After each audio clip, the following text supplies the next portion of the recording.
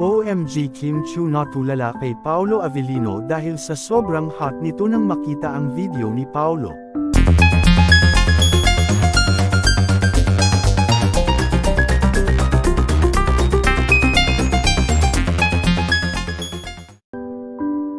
OMG, Kim Chiu natulala kay Paolo Avellino dahil sa sobrang hot nito nang makita ang video ni Paolo.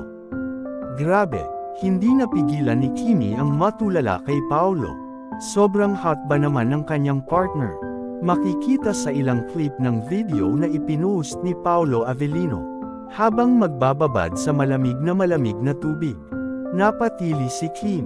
At hindi lang si Kimi. Pati na rin ang mga taga-hanga ni Paolo Avellino. Dahil sa sobrang kagwapuhan at sobrang ka-hotan nito.